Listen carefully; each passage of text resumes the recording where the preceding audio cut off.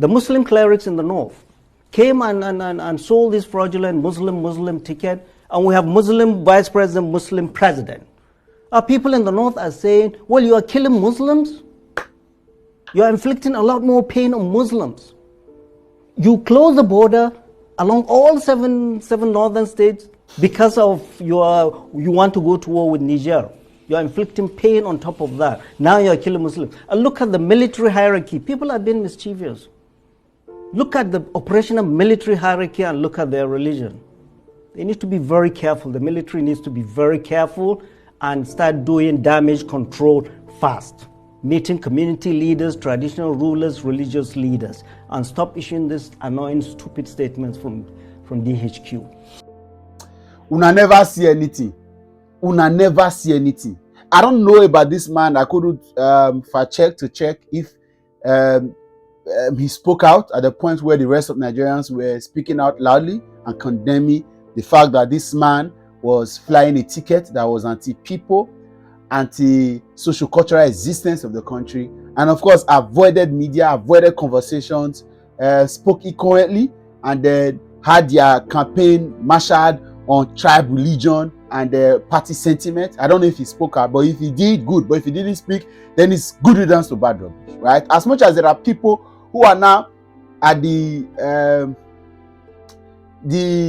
longer end of the crisis and they are now victims, some of these guys may not have had a say, so to speak. But of course, it is what it is. In every world, there are victors and there are victims. Of course, this particular one has sent victims to graves. A lot of them are crying, a lot of them are begging. I'm yet to see one single person that stood for the new Nigeria campaign that all of us saw and we rejected this man that is crying at the moment. They may not have had everything, but of course they know that they were going to get into problem when the man was declared president. And so they got their cushion well prepared. But you see, the way they go now, very soon, we need to carry these videos and this information to these guys, because some of them that stood on this mandate do not have data to come online. I'm telling you now. Most of these guys that stood on the mandate, that sang, and they told us to go to the bush, we cannot do anything, they own this country. They never have data. Some of them are in the bush running for their dear lives. Some of them have been kidnapped. No, it's not a joyful thing, but that's the situation. It's quite unfortunate, but it is what it is. Crisis everywhere. Multi-dimensional poverty in the north.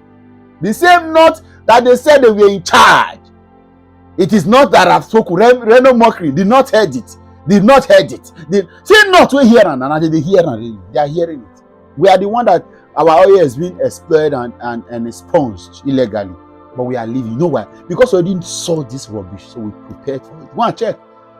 Quite unfortunately, there are some persons who may not have the resource that some of us have, but some of us knew that this was a crisis going to come. So we prepared adequately. These guys, they thought a Messiah was going to come. These guys, they thought that their tribal person being in power will solve the problem. Their tribal person being VP will solve the problem. Mona Siana, Muslim ticket that was sold to them. They are not the one dying.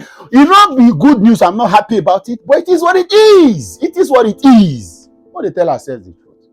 Their brother has not been. The only time Shettima is going to speak is in response to Peter Obi about a 15 billion be budgeted for his residents. It is not about his people that are being killed. It is what it is. Mona, watch the video. I don't want to talk too much. Just watch the video. Shut up! I said, where we are going to now, we're going to use hand, they carry and they go to meet them for house. They carry and they go to meet them for house. Say, see you, Mona, see what they happen, and I will talk. The revolution that will happen will not be televised, because most of the people that will do it, they will not be people on social media. Not be real. No, come on for our body.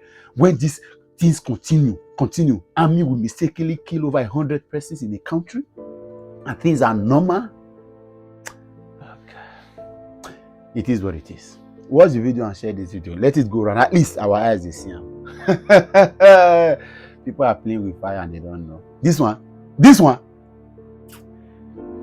A hungry man is an angry man. Now you are doing more damage to the anger by you are killing these people and nothing is being done. It's just normal. The president is speaking on behalf of the army. Oh, because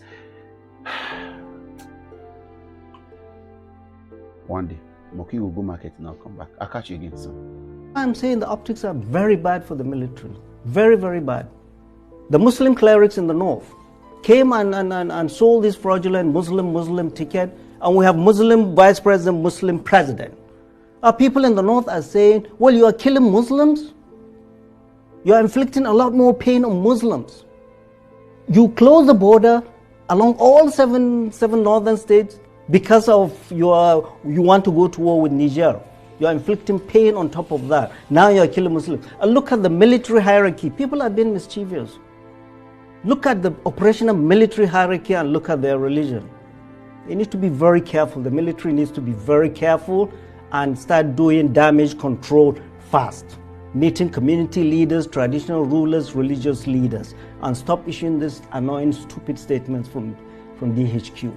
So, I mean, Professor Usman Yusuf, you have a lot of experience, not just in terms of public policy, but certainly in terms of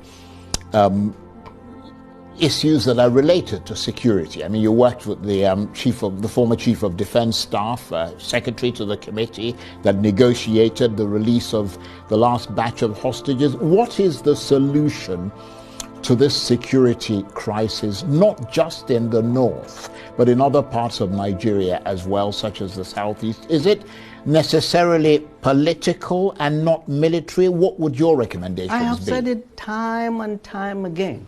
All these major three conflicts you have in Nigeria, from banditry in the northwest and the north central, now is going to the northeast, to Boko Haram, to the IPOB issue in the southeast. None of these problems are military. The military did not bring banditry. Neither did it bring Boko Haram or that.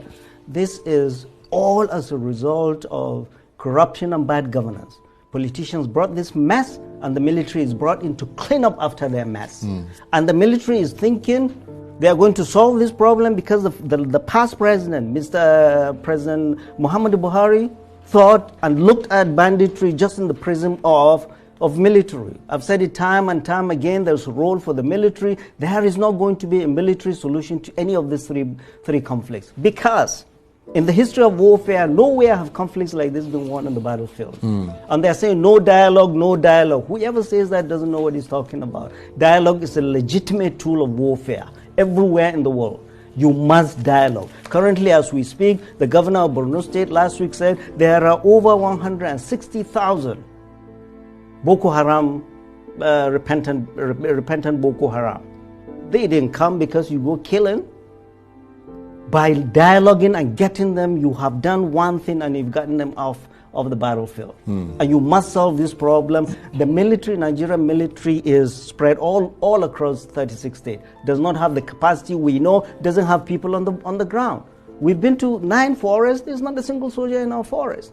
They are dropping ordnance thinking they won this war, they win this war by dropping ordnances. No. We need to back off. There's a role for the military. There's not going to be a military solution. It's a whole community approach. Everybody must be involved. The current leadership of the military, their body language and what they are talking about, they are being hawkish. There's a reason. They are rattling the cage for more money. Well, guess what? They've gotten more money. The little budget we have, they have the largest, the lion's share.